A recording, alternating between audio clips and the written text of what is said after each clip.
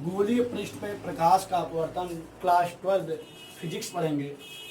और क्लास 12 के फिजिक्स में हम आपको पिछले अध्याय में पढ़ा चुके हैं अपवर्तन में क्या होता है। आइए उत्तर पृष्ठ के लिए डेरिवेशन के बारे में।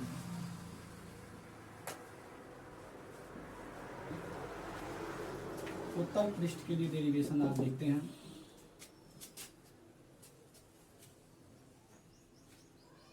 आपका स्फेरिकल गोली है,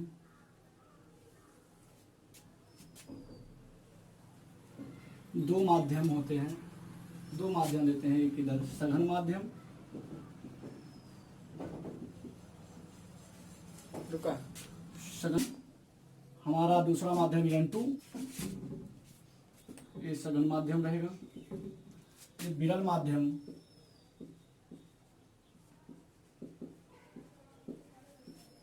N1, और एक आपका प्रकाश की किरण, एक आपका मुख्य अक्ष जिसे हम मेन एक्सिस भी कहते हैं, यह दर्पण के मध्य बिंदु से होकर जाएगा। दर्पण नहीं, लेंस है। थोड़ा सा और बड़ा बनाना पड़ेगा।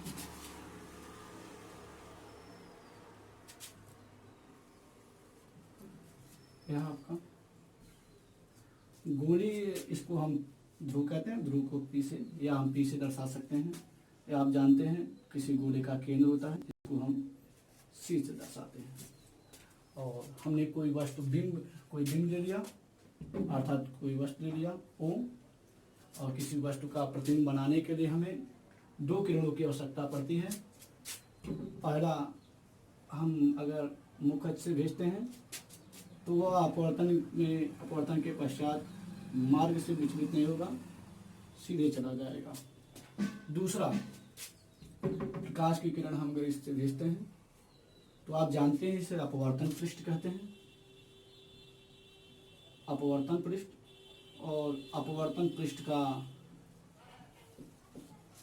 यह आपतन बिंदु है, और आपतन बिंदु पे अगर हम केंद्र से मिलाते हैं तो केंद्र से मिलाएं तो यह आपका अभिलंब का कार्य करता है।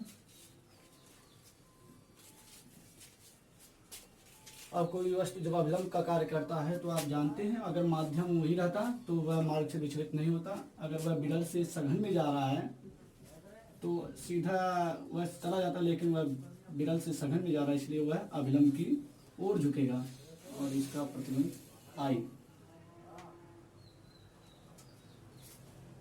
थोड़ा सा बढ़ा दें,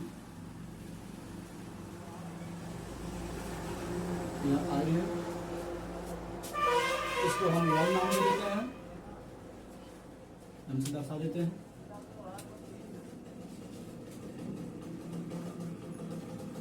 और आप यहाँ से अभिलंब डाल सकते हैं, एक लंब डाल दिया जिसे N कहते हैं। N के काफी सन्निकटन है, अर्थात बहुत पास है। हम N जहाँ N रहेगा वहाँ P भी लिख सकते हैं, और जहाँ P रहेगा वहाँ N भी लिख सकते हैं। आप जानते हैं यह आपका अभिलंब है और यह आपका आपतित किरण है। और आपतित किरण और अभिलंब के बीच जो बना कोण होता है उसे आपतन कोण कहते हैं। इसको हम I से दर्शाते हैं, अर्थात जो कोण I है यह आपका आपतन कोण है, क्योंकि यह परिभाषित है, यह पहले से मालूम रहना चाहिए। यह आपका अपवर्तित किरण है, और यह आपका अभिलंब है और यह आपका अपवर्तित किरण है। तो अपवर्तित और अभिलंब के बीच जो बना कोण होता है उसे अपवर्तन कोण कहते हैं, और अपवर्तन कोण को हम R से दर्शाते हैं, अर्थात कोण R बराबर हो गया आपका अपवर्तन कोण है। पहले हम इसका नाम रख सकते हैं। अब बाकी आपको इसको और यह आप चाहे जैसे कोण मान सकते हैं। हमने इनको अल्फा, बीटा और गामा मान लिया। आप इसको अल्फा, बीटा, गामा चाहे जो मान सकते हैं, क्योंकि यह परिभाषित नहीं है। परिभाषित I और R थे जिसको हमने उसके अनुसार रखा कि यह आपका कोण था। अब हम स्नेल का नियम जानते हैं। स्नेल का नियम क्या है?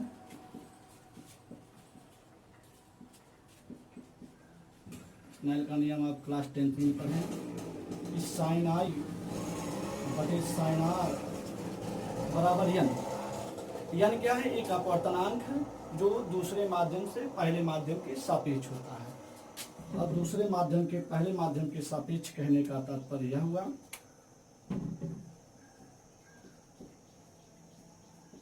साइन आई बटे साइन आर और n2 दूसरे माध्यम और बटे पहले। हम इसका क्रॉस मल्टीप्लाई कर लेते हैं, अर्थात तिर्यक गुणा कर लेते हैं और उसके बाद देखते हैं n1 साइन आई, इसका गुणा करते हैं n2 साइन आर। आपको मालूम रहना चाहिए ट्रिग्नोमेट्रिक नियम मैथमेटिक्स नियम से होता है कि यदि सूक्ष्म कण के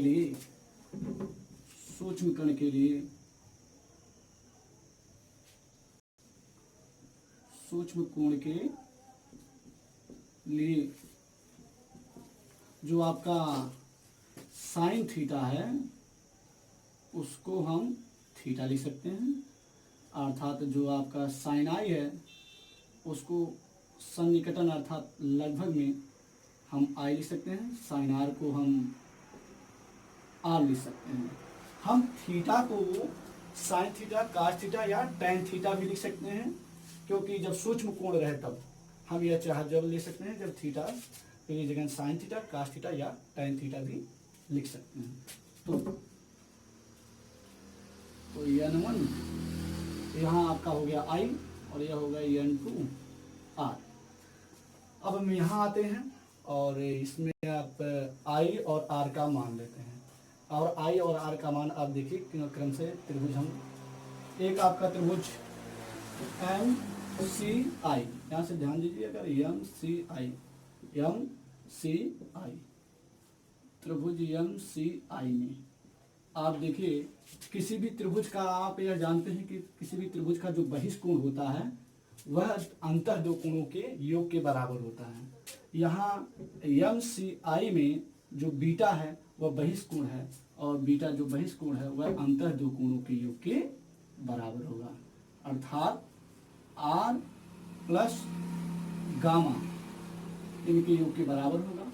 हम क्या करें, गामा को इधर पछाड़ करें तो बीटा माइनस गामा बराबर हो जाएगा आर। हम इसको इक्वेशन फर्स्ट मानते हैं तो यह आपका इक्वेशन सेकंड हो जाएगा।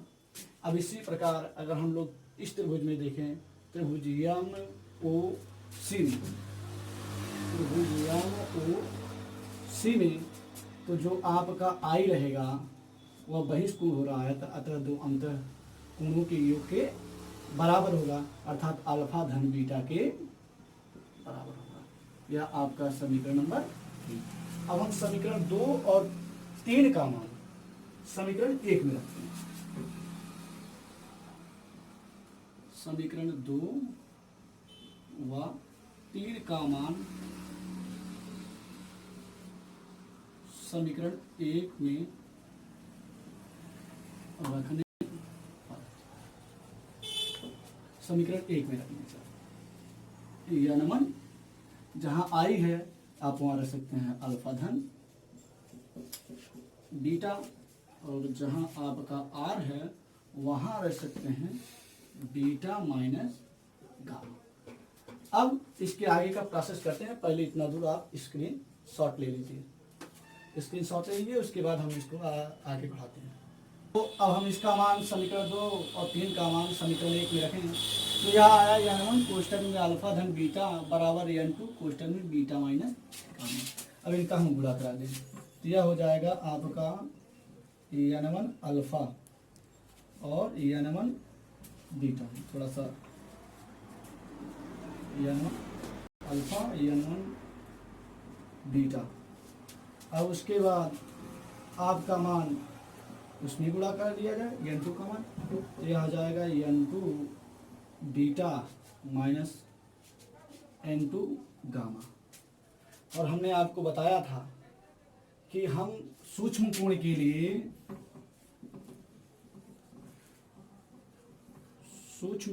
लिए जो अल्फा बीटा और गामा का मान साइन थीटा, कास थीटा या टेन थीटा चाहे जो रख सकते हैं। इसलिए हम अल्फा का मान tan अल्फा, बीटा का मान tan बीटा और गामा का मान tan गामा रखना। तो यह हो जाएगा आपका n1 tan अल्फा धन n1 tan बीटा और n2 tan beta n2 tan gamma. अब हम क्या करते हैं, tan अल्फा, tan बीटा और tan गामा का मान निकालते हैं। तो आइए tan अल्फा का मान निकाला जाए। tan अल्फा यह है, तो हम समकोण त्रिभुज लेते हैं। समकोण त्रिभुज आप जान रहे हैं कि यह परपेंडिकुलर अर्थात लंब है। तो हम इसके लिए त्रिभुज यम ओ एन, त्रिभुज यम ओ यहाँ पर रखते हैं।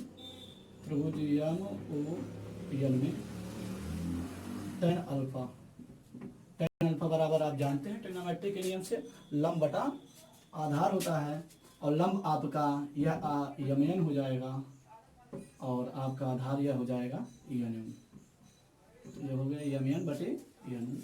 अब हम निकाल लेते हैं बीटा का मान। बीटा का मान निकालने के लिए यह त्रिभुज लेते हैं, त्रिभुज यम एन सी, त्रिभुज यम एन सी में। अब त्रिभुज यम एन सी में हम देखते हैं तो tan बीटा बराबर हो जाएगा लंब बटा आधार, लंब हो जाएगा आपका यम एन और बटे आधार आपका हो जाएगा यहाँ से लेकर यहाँ तक एन सी। और यहाँ से हम tan गामा का मान निकालते हैं। इसके लिए हम त्रिभुज यम एन आई ले लेते हैं, त्रिभुज यम एन आई में। तो tan गामा बराबर आपका हो जाएगा लंब हो जाएगा, लंब आपका हो जाएगा यम एन और बटे आधार आपका हो जाएगा यहाँ से लेकर यहाँ तक एन आई। इन सब का मान हम इसमें रखते हैं। फिर n1, अब tan अल्फा की वैल्यू देखा जाए तो यमन बटे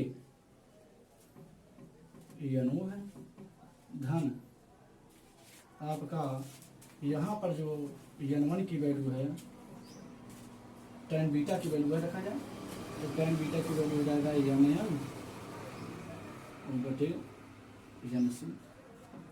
n2 और tan बीटा की वैल्यू देखा जाएगा तो यमन बटे n में जाएगा माइनस n2। tan गामा की वैल्यू देखा जाएगा तो यमन बटे n आई हो जाएगा। अब जाना है सब जगह यमन है तो यमन ऊपर से कैंसिल हो जाएंगे, और जब कैंसिल हो जाएंगे तो आपका यहाँ हो जाएगा, इसको हटा दिया जाएगा।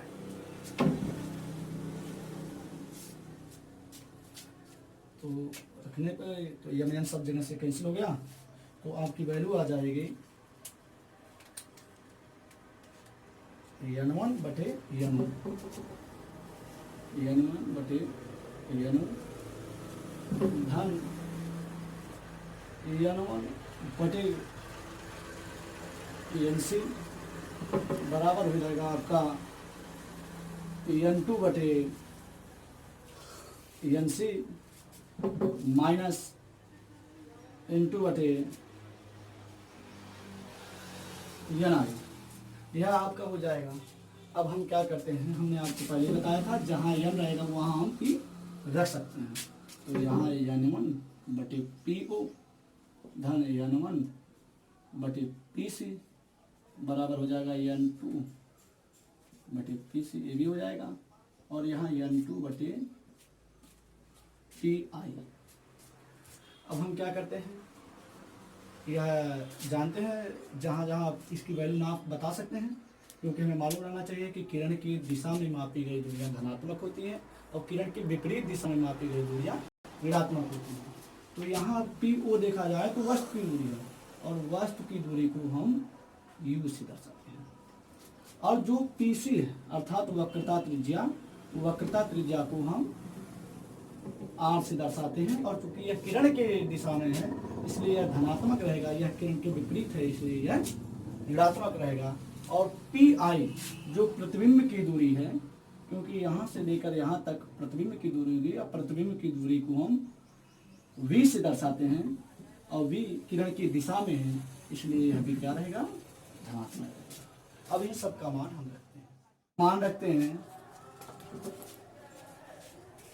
जो PO वस्तु की दूरी, थोड़ा आवाज क्लियर नहीं था, -u और n1 अपान r हो जाएगा, n2 बटे ये भी r हो जाएगा, और यह आपका v हो जाएगा। अब क्या करते हैं, हम n1 को उधर इस साइड भेजते हैं और n2 को इधर लाते हैं, तो यह हो जाएगा n2 अपान v प्लस में रहेगा और यह माइनस में है, और यहाँ n2 अपान r था तो यह जाएगा तो माइनस में हो जाएगा, तो n1 माइनस, क्योंकि हर समान है। एक लास्ट है, खत्म होने वाला, डेरिवेशन काफ़ी इजी है। यहाँ r पहले इसको लिखते हैं, n2 माइनस n1, और यह हो जाएगा n2 अपान v माइनस n1 अपान u। यह आपका सूत्र है, इसको और भी आगे बढ़ा सकते हैं। क्या करने के लिए, n1 कॉमन अगर ले लिया जाए, तो n1 कॉमन अगर ले लिया जाएगा ऊपर से अंश में से, तो यह हो जाएगा n2 बटे n1 और माइनस 1 बटे r। अगर यहाँ से आप कॉमन ले लिया जा रहा है n1, तो यह हो जाएगा n2 बटे v माइनस 1 बटा u। यहाँ n1 से n1 कैंसिल, और n2 अपान n1 को हम लिख सकते हैं n, तो माइनस 1 बटा r बराबर हो जाएगा, यहाँ पर भी क्योंकि आप यहाँ से n1 कॉमन लिए थे, तो यहाँ आपका n2 बटे n1 आ जाएगा, तो हम यहाँ लिख सकते हैं n बटा v माइनस 1 बटा u। यह आपके उत्तर पृष्ठ के लिए सूत्र का डेरिवेशन है, और आप इसको थोड़ा रोक के समझने की कोशिश करिएगा, आपको समझ में आएगा। अब अगला जो रहेगा वो अगले दिन।